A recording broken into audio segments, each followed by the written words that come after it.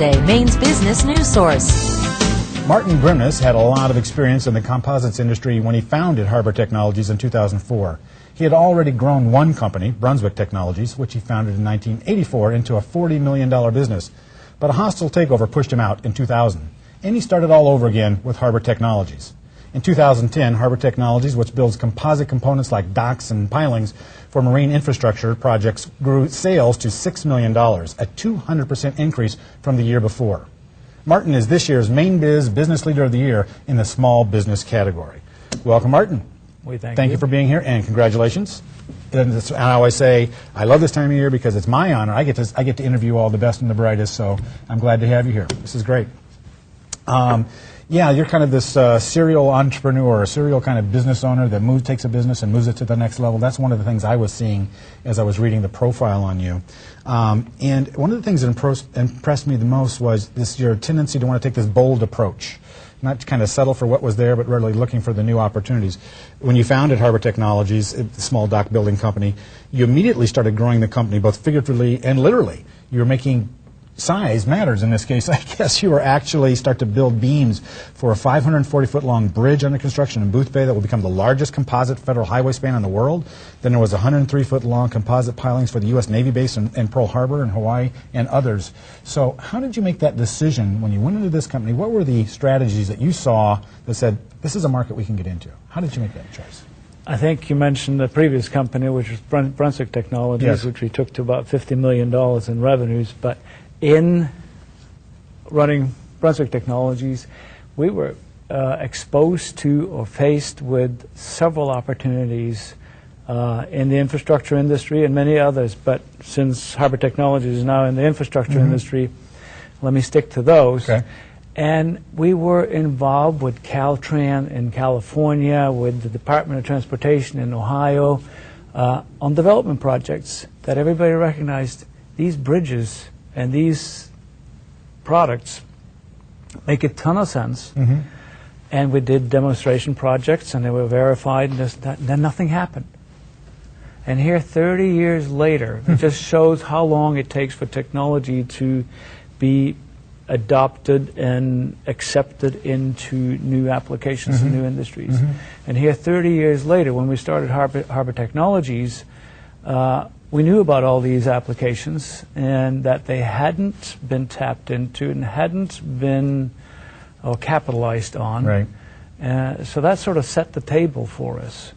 And even as we started, which is now 6 years ago, a lot of these bridges, a lot of these waterfront structures, a lot of these applications, engineers and DOTs of the world still hadn't accepted the benefits that composites would bring. And particularly the kind of thing that you were bringing to it too, the cost saving, that material cost more, so to speak, but it saved them money in labor costs. Is that how this was a successful model for them? That is one of the greatest challenges for composites, because you compete with traditional materials, steel, wood, concrete. Concrete, I think, is 4 cents a pound. Pretty cheap. Pretty cheap.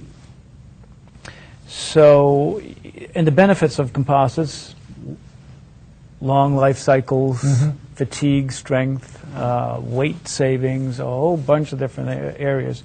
You need to find an argument that is meaningful to your customers so that it is cost competitive. And in that is one of the things we're focusing in on at Harbor Technologies, is to find system solutions, erector sets, if you wish, that incorporates composites in many different ways, or it all comes together in a package that makes it cheaper or more cost effective for the customer. Great, great. And I want to talk to you about, just in general too, about the composites industry. You've been involved in that for a long time, and involved in that in Maine for a long time. Why is composites big in Maine? How did it become a big part of what we're doing, and what's its future? How big can it get for us? The reason why composite has been successful, there's many, but the base foundation for composites in Maine is boat building. We have today some 80 boat building companies, and I would venture to say they're all practicing composite technology. At some level. At some level. So that laid the foundation. And when we had actually Brunswick Technologies, we started what's called Maine Composites Alliance. Right. And what we did that, the reason for that was that Brunswick Technologies was involved worldwide looking at a lot of different opportunities for composites. And I remember coming back home from Italy or from whatever, saying, we should do this in Maine. So the idea behind Maine Composites Alliance was to, number one, take all of these ideas, share them with the existing industry in the state of Maine to provide them opportunities for new areas, Right. product ideas. So you're an example of how that benefited. It benefited your business. Very much so. Okay. So how does Maine stack up nationally with other states in terms of composites industry?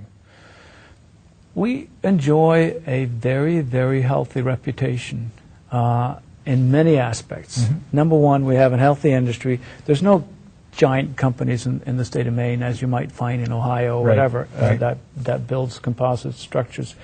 But we are enjoying a lot of recognition for what we're doing here, for how we develop that cluster, how we educate our workforce, and what makes Maine tick in terms of composites. Yeah. That's one of the reasons why the bridge beams and the bridge that you mentioned, right. the Knickerbocker Bridge, which is the largest of its kind in the world, the inventor of that product, of that bridge beam, and the patent holder was looking for an entity, for a company that could do what nobody had done for them before. They were looking for somebody with the technology, and came to Maine for that reason.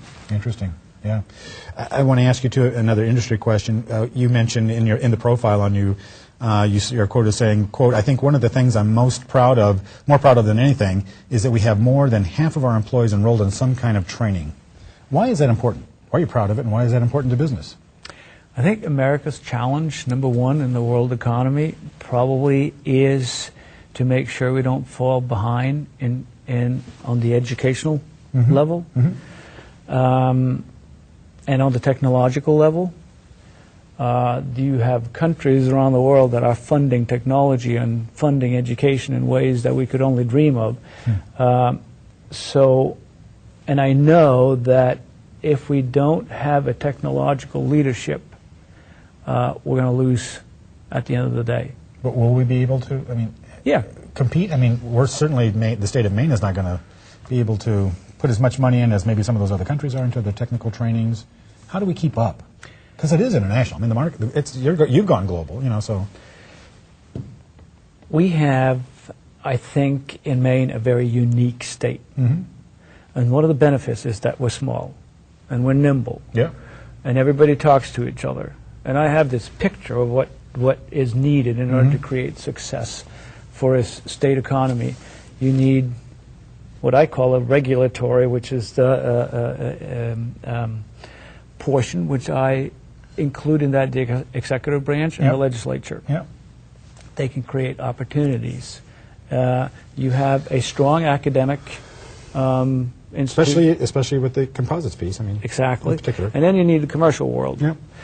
Between those three, and I can tell you one thing that has been very, very healthy for the state of Maine is an institute called Maine Technology Right, Institute. and I know you benefited from that too, in terms of grants to get it started. Hugely, and the state has. I'm going to stop you right there because we've got to wrap this segment, but I'm going to keep you around because I want to talk more about that and also kind of the international opportunities as well that you're exploring. So stick around. This is great. And congratulations again. You can catch more of this interview with Martin Grimnes in our exclusive Afterthought segment, seen only on the web. Just go to mainebiz.biz and click on the Mainebiz Sunday link. Stay with us. We'll be right back to talk about Maine's record exports, and we'll speak with one of Maine's exporters about the challenges and benefits of competing in the global economy.